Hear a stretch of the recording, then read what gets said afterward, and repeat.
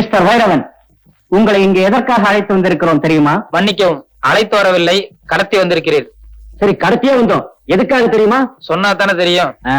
அடுத்த வாரம் கோர்ட்ல ஒரு கொலை கேஸ் நடக்க போகுது. அந்த கேஸ்ல ஒரு அப்பாய மாட்ட வச்சிருக்கோம். அவன்தான் அந்த கொலையை செய்ததாகவும் அதை நீ நேருக்கு நேரா பார்த்ததாகவும் கோர்ட்ல வந்து பொய் சாட்சி சொல்லணும். ஓகே?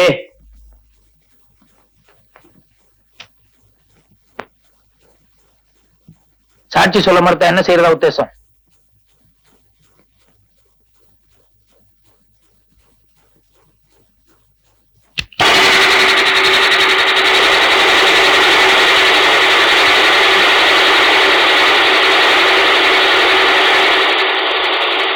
சாட்சி சொல்ல மறுத்தால் இதே மாதிரி நீயும் ரெண்டாயிடுவ. ஓகே, நான் முடிவு பண்ணிட்டேன். சாட்சி சொல்றதா தானே? இல்ல, உங்களை உதைக்க போறதா. கையெழுத்து கும்பிடுறையா, காலங்காத்தால தகராறு பண்ணாதையா. நான் புள்ள குட்டிக்காரையா. மீட்டரை பாரியா, 22 ரூபா 40 காசு ஆச்சு. 2 ரூபா 40 காசு குறைச்சிக்க. 20 ரூபாயா குடியா போதும். இந்த பாரு தம்பி, காதுல கடக்கம் போட்டிருக்கேன், கொண்டையில பூ சுத்தி இருக்கேன். இதெல்லாம் பார்த்துட்டு என்ன சிலுவானமா ஏமாத்திடலான்னு மட்டும் நினைக்காத. அதுக்கு வேணானா பாரு. நான் எங்கேயோ உன்னை ஏமாத்துறேன், நீ நாயா என் வயத்துல அடிக்கிற? கொஞ்சம் யோசனை பண்ணி பாரியா.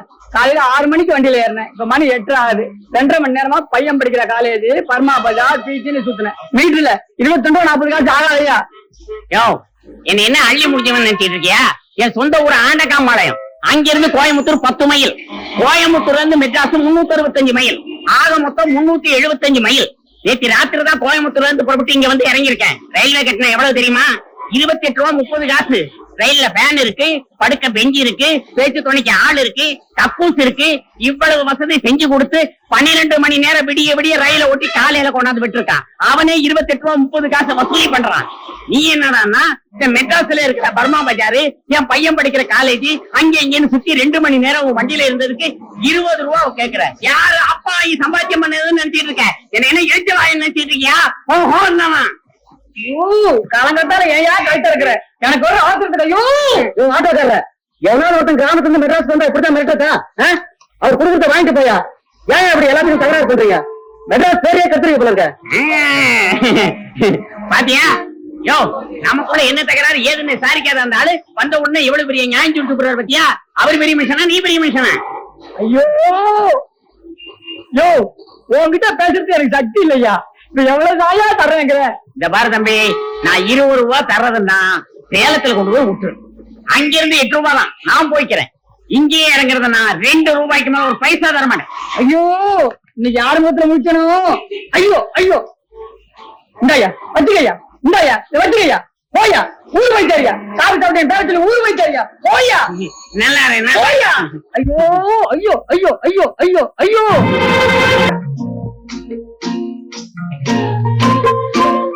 சார், உங்க பேர் முனுசாமி தானே?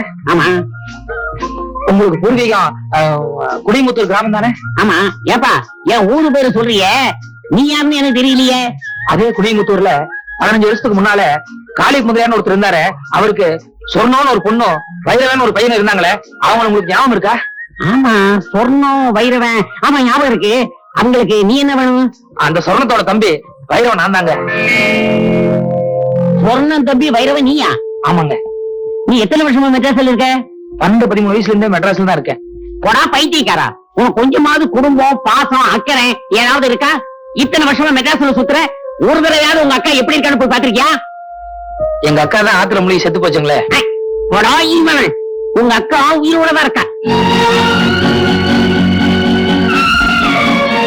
என்ன மலைச்சு போய் நிக்கிறேன்? நிஜமா எங்க அக்கா உயிரோட தான் இருக்காங்களா? அட ஆமாங்கிறேன். 6 மாசத்துக்கு முன்னாடி நெல்லித்துறை கிராமத்துல உங்க அக்காவை பார்த்தேன். அவகிட்ட உன்னை பத்தி விசாரிச்சா நீ என்னமோ ஆத்துல மூழ்கி செத்து போயிட்டு அவன் நினைச்சுக்கிட்டு இருக்கா. 20 வருஷமா ஆளுக்கு ஒரு பக்கம், ஒருத்தருக்கு ஒருத்தர் உசுரோட இருக்கிறது தெரியாம போயிச்சுக்கிட்டு இருக்கீங்க. வைரவன் வைரவன் வைரவன்.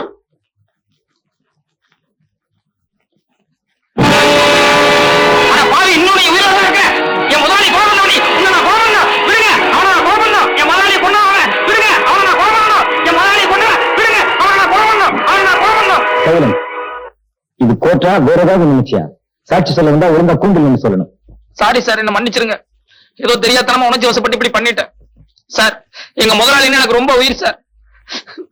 இந்த பாவி அவரை கொலை பண்ணும் போது நேருக்கு நேரம் நான் கண்ணால பாத்துட்டு இருந்தேன் சார். அதனாலதான் சார் உணர்ச்சி வசப்பட்டு இப்படி பண்ணிட்டேன் சார். அவருக்கு ஒரு வைஃப்னா கூட பரவாயில்ல, 2 வைஃப் சார். அந்த குழந்தை குட்டி நிலைமையெல்லாம் நினைக்கும் போது நீங்க மீறி போனா 6 வருஷம் இல்லன்னா 7 வருஷம் ஜெயில் தண்டனை கொடுப்பீங்க சார். ஆனா இவனை என் கையாலேயே நான் கொலை பண்ணேன் சார். அப்பதான் சார் எனக்கு மன நிம்மதி கிடைக்கும் சார். நான் என்னமா பண்ணட்டும்?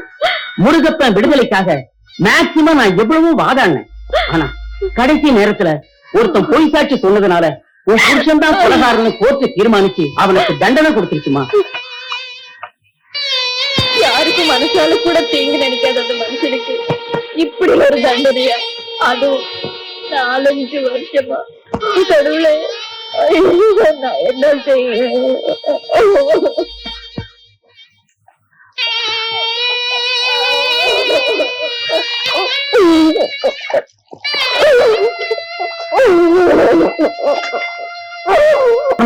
சும்மா சொன்னதையே திரும்ப திரும்ப சொல்லிக்கிட்டு இருக்காத. ஏதோ கேஸ் நடக்குது, உன் புருஷன்காரன் திரும்பி வருவான்னு பார்த்தேன். உன் புருஷன்காரன் ஜெயிலுக்கு போயிட்டான். நீ 6 மாசம் வாடகை கொடுக்கா கட்டியும் போகுது. நீயோ புள்ள குட்டிகளை வச்சு ரொம்ப கஷ்டப்படுற. முதல்ல இந்த வீட்டை காலி பண்ணி கொடுமா. பாருங்க ஐயா, 15 வருஷமா இந்த வீட்டுல குடியிருக்கோம். எங்களால ஏதாவது தொல்லை வந்திருக்குமா? இப்ப ஏதோ கஷ்ட காலம், கொஞ்சம் பெரிய மனசு பண்ணுங்க ஐயா. ஊர்ல இருக்கிறவங்களை ஆதரிக்க நான் அனாதாசிரமமா கட்டி வச்சிருக்கேன். சாயங்காலத்துக்குள்ள என் வீட்டை காலி பண்ணி கொடு, இல்ல மரியாதை கட்டு போயிடும். வார்த்தையை அளந்து பேச மாறிப்பா. ஆம்பளை இல்லாத வீடுங்கிறதுக்காக அடாவடி பண்றதுன்னு அர்த்தமா? கொஞ்சம் கூட பாவ புண்ணியம்னு பார்க்காம பட்டுன்னு எடுத்தறிஞ்சு பேசுறிய. சும்மா தர்ம நியாயம் பேசாத சிங்காரம். இதே உன் வீடா இருந்தா நீ இதைத்தான் செய்வ. பாரு சொன்னான், நீ பொம்பளைங்கிறதுக்காக இப்ப வாசல்ல இருந்து பேசுறேன். இன்னைக்கு சாயங்காலத்துக்குள்ள என் வீட்டை காலி பண்ணுற. வீட்டுல இருக்கிற சாமான் சட்டெல்லாம் வீதிக்கு வந்துடும், ஞாபகம் வச்சுக்க. சொல்லுங்க சொல்லுங்க. இவன்லாம் ஒரு மனுஷன். சொன்னோம், நீ எதுக்கும் கவலைப்படாதம்மா. இனிமே ஒரு நிமிஷம் கூட நீ இந்த வீட்டுல இருக்கப்படாது. சாமான்களை எல்லாம் எடுத்துக்கிட்டு உடனே புறப்படு. யோசிக்காதம்மா, புறப்படு. வாமா.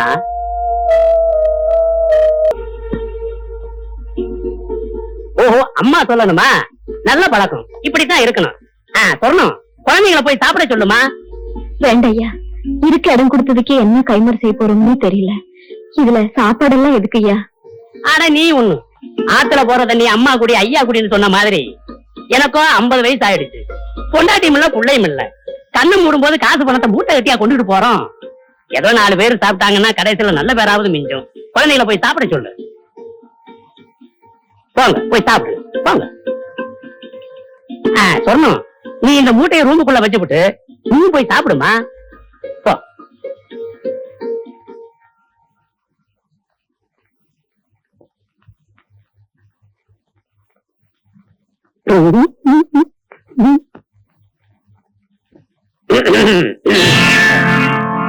பாரு சொன்னோம், ரோடுன்னு ஒண்ணு இருந்தா குண்டு குழின்னு இருக்கத்தான் செய்யும்.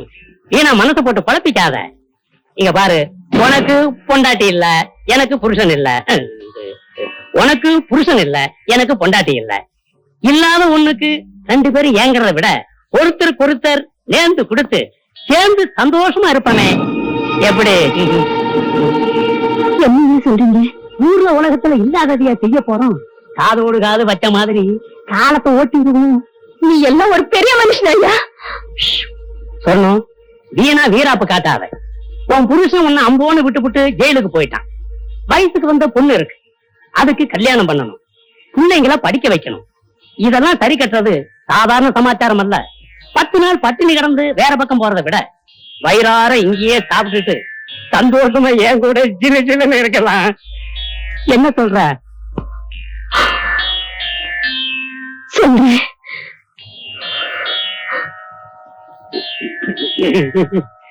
அடிஞ்சிருவாங்க.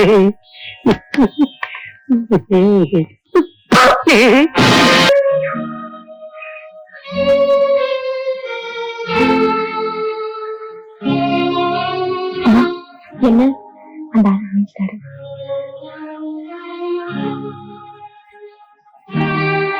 வா தம்பி, இப்ப உடம்புக்கு பரவாயில்லையா?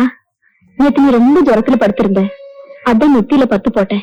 ஆமா, நீங்களே ஏன் இங்க இருக்கீங்க? இத்தனை நாளா நாங்களும் வீடு வாசலோட வசதியா தான் இருந்தோம். இப்ப எங்களுக்கு போராத காலம். அதான் தங்க கூட இடம் இல்லாம அரச மரத்தடிக்க வந்துட்டோம்.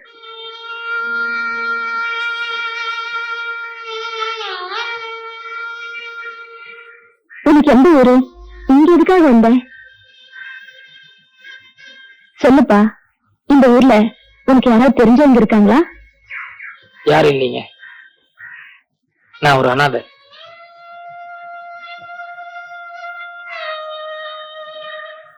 இத்தனை நாளா டவுன்ல இருந்தேன், கொஞ்ச நாளைக்கு வேற ஏதாவது வேலை பார்க்கலான்னு தான் இந்த ஊருக்கு வந்தேன். என்னப்பா இது? இந்த கிராமத்துல சுத்தி சுத்தி விவசாயத்தை தவிர வேற எந்த தொழிலும் இல்ல, அதுக்கெல்லாம் உன் உடம்பு வளையுமா?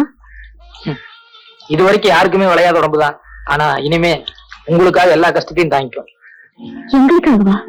எங்களுக்காக நீயும் கஷ்டப்படணும்? இல்ல, நீங்களும் அரச மரத்தடி, நானும் அதே கேஸ் தான், எல்லாம் ஒரே குடும்பம் ஆயிட்டோங்கிறது அப்படி சொன்னேன்.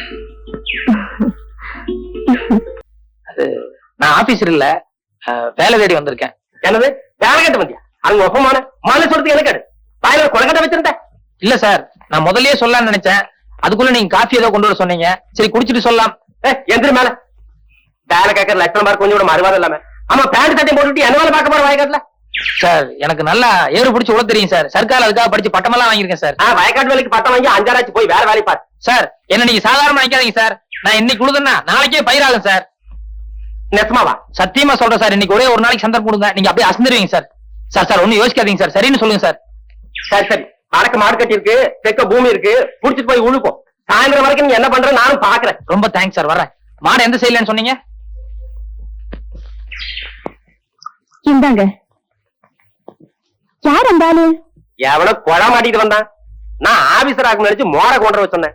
அவன் என்னடா கடைசியில வேலை கேட்டு வந்திருக்கான். இப்ப அந்த ஆளு எங்க அனுப்பிச்சீங்க? வயல்ல நல்லா உழ தெரியும்னு சொன்னா, எப்படி உழறான்னு பாக்க நம்ம வயலுக்கு அனுப்பி வச்சிருக்கேன். வணக்கம் சார். சைக்கிள்லாம் வெளியே போயிருக்குங்க, சைக்கிள் இல்ல. இல்லைங்க, எனக்கு ஒரு வேலை வேணும். வேலையா? ஆமாங்க, நான் மெட்ராஸ் டிஐ சைக்கிள் கம்பெனில வேலைக்கு இருந்திருக்கேன்.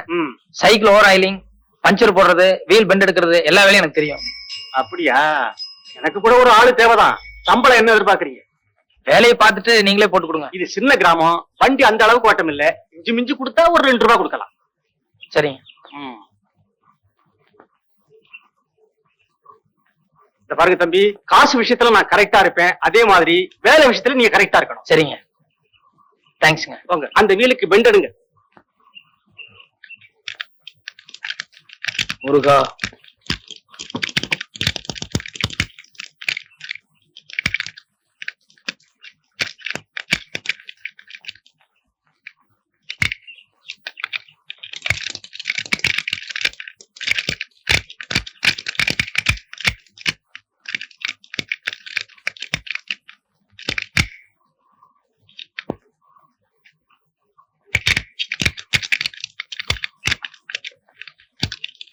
என்ன சார், சாவி இல்லீங்களா? அதே என் தம்பி கேக்குறீங்க? என் மச்சன் என்ன கடையில வச்சிருந்தேன், அவன் சாவியை எங்கோ தொலைச்சிட்டான். காலையில இருந்து திறந்து பாக்குறேன், திறக்க முடியல. இப்படி கொடுங்க. இது சூப்பர் லெல்லி பூட்டு தானே? ஆமாங்க. இந்த பூட்டுக்கு இப்படி பெண்ட் பண்ண கூடாதுங்க, இன்னும் கொஞ்சம் கூட பெருசா இருக்கணும்.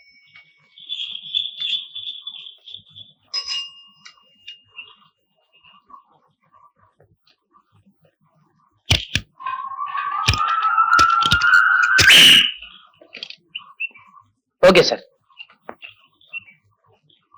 அப்பா மோராசா, கொஞ்சம் இப்படி வாங்க. ஏன் சார்? வா, அந்த 2 ரூபாய் கொடுங்க. ஏன் சார் 5 ரூபாய் தர போறீங்க? ரொம்ப நல்ல மனசு சார். போயிட்டு வாங்க. ஏன் சார்? இந்த பூட்டை இவ்வளவு சீக்கிரம் திறந்த உனக்கு கல்லாப்பட்டியை திறக்க எவ்வளவு நேரம் ஆகும்? சார், நான் வந்து நீங்க கேட்டீங்களா சார் திறந்த